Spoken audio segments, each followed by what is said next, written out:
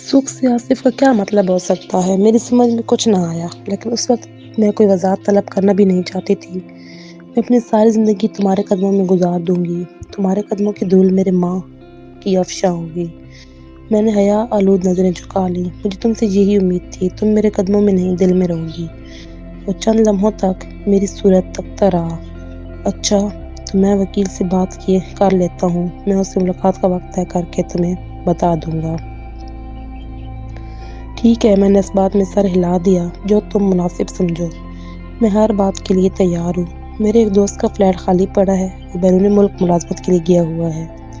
Flat کی چابی میرے پاس ہے، وہ اس لیے دے گیا ہے کہ میں اس کی دیکھ بھال کرتا رہوں۔ فی الحال تم اس میں رہو گی، بعد میں تمہارے لیے فلیٹ تلاش کر دوں گا۔ تمہیں اس پہ کوئی اعتراض تو نہیں؟ تم مجھے جہاں بھی رکھو گے میں خوش رہوں گی، بس مجھے تمہارا سایہ چاہیے، میں نے محبت بھرے لہجے میں کہا۔ میں بہت خوش تھی۔ مجھے یوں محسوس ہو رہا تھا کہ میں فضاؤں میں کسی آزاد پنچھی کی طرح پرواز کر رہی ہوں۔ رات گئے، گھر پہنچی تو 11:30 بج رہے تھے۔ راجو نشست گاہ میں براجمان تھا۔ مجھے دیکھتے ہی کرسی پر سیدھا ہو کر بیٹھ گیا اور مجھ پر زہر میں بجھے تیر چھوڑ دیے۔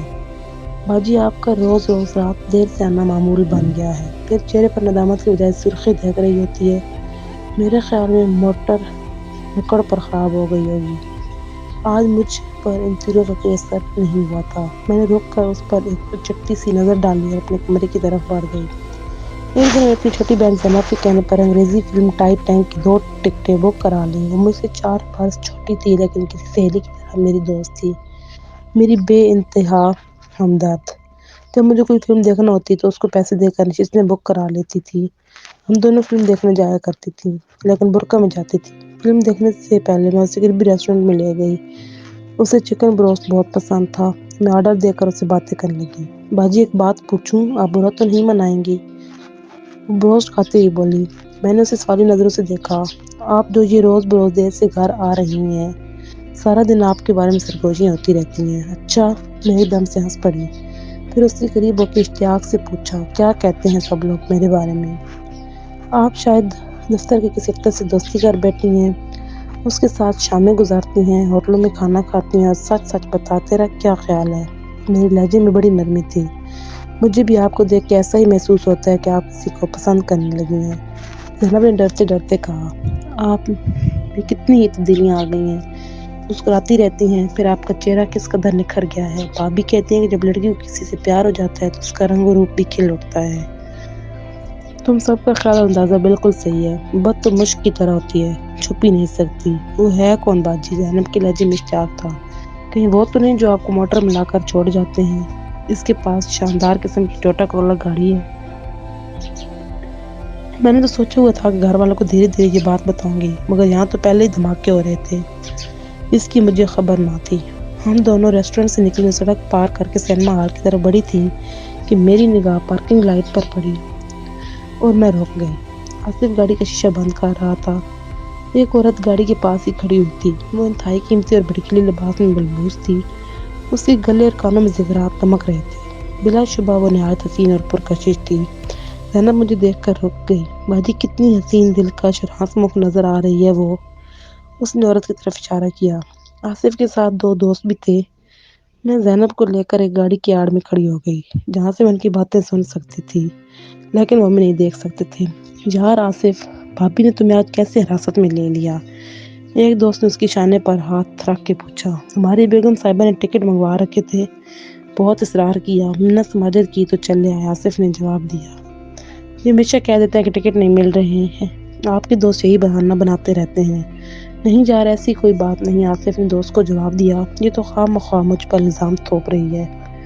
بیگم صاحبہ حکم فرمائیں تو یہ غلام آسمان سے تارے توڑ لائے، مگر ابھی آسمان پر تارے نہیں نکلے ہیں، بیوی نے برجستہ کہا، اور فضا قہقہوں سے گونج اٹھی۔ میرے کانوں میں گرم گرم سیسا پگھلنے لگا۔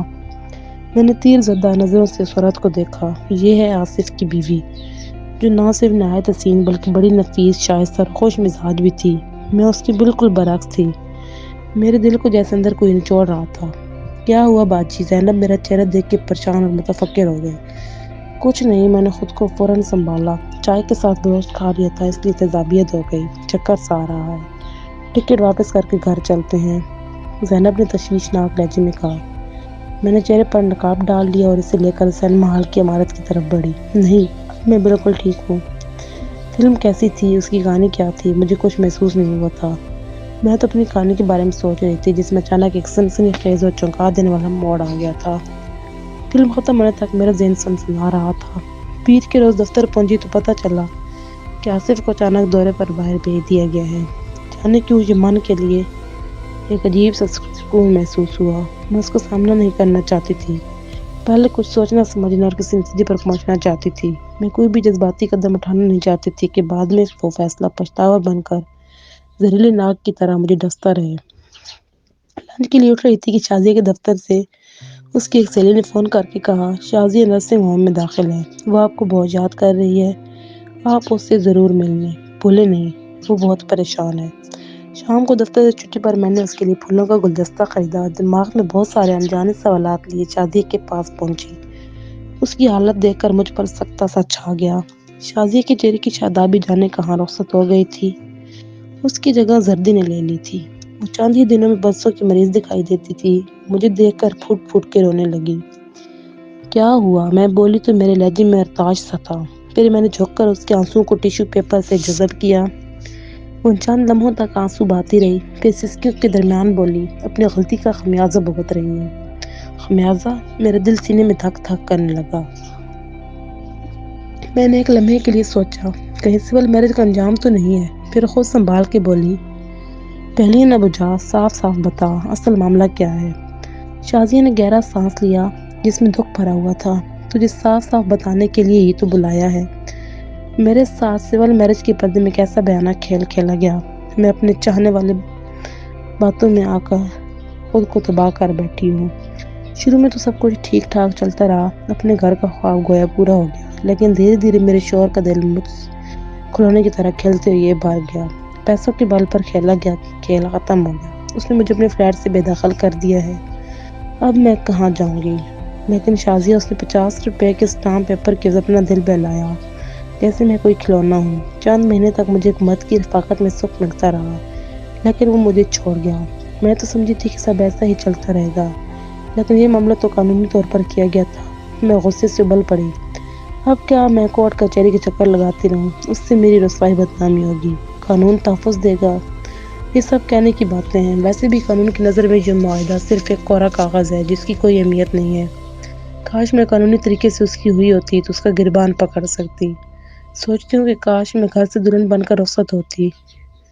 میں نے رجسٹرار کے سامنے اقرار کیا تھا۔ اس نے 100 روپے کے اسٹامپ پیپر پر میرے دستخط لیے تھے۔ اس میں ایسی کوئی شرط نہیں تھی کہ وہ میری کفالت کرے گا، وہ بے ربط کہے گئی۔ مگر شادی تو ہوئی تھی نا، میں نے تنک کے کہا۔ یہ شادی نہیں، محض ایک لیبل ہے، رنگین اور خوشنما۔ اس کی جاذب نظروں میں ہم جیسی ناقابل اندیش لڑکیاں آ جاتی ہیں جو رنگین خواب دیکھتی رہتی ہیں۔ سچ پوچھو تو ہم سے بازار حسن کی ایک عورت لاکھ درجے بہتر ہے جو سرعام اس مرد کا گریبان پکڑ لیتی ہے جو اسے دھوکہ دیتا ہے۔ آج مجھے احساس ہو رہا ہے کیونکہ اس کے گھر والے اس کے ساتھ ہوتے ہیں۔ شازیہ سے سخت پڑی اور تکیے میں منہ چھپا کر رونے لگی۔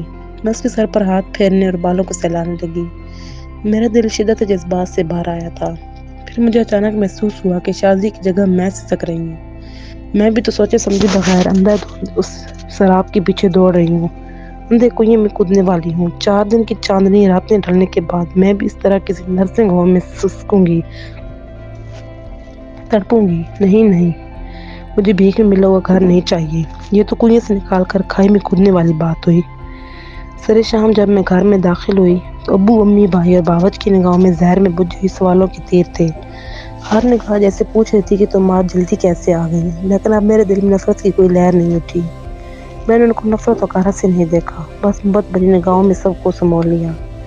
میں نے سوچا میرے گھر والے جیسے بھی ہیں میرے اپنے ہیں، وہ مجھ سے محبت کرتے ہیں۔ ان لوگوں نے جو دیواریں کھڑی کی ہیں وہ نفرت کی نہیں، تحفظ کی ہیں۔ یہی میرا اپنا گھر ہے، میری دنیا ہے۔ اگر میرے کندھوں پر ذمہ داریاں ہیں تو اس میں اپنائیت کا سکھ بھی تو ہے۔ یہ سبھی تو مل کر خوشیاں دیتے ہیں۔ میں سراب کے پیچھے پاگلوں کی طرح کیوں کس لیے بھاگ رہی ہوں؟ اچھا ہی ہوا کہ ٹھوکر لگنے سے پہلے ہی مجھے ہوش آ گیا۔ اگر میں گر جاتی تو کبھی نہ نکل پاتی۔ ختم شد۔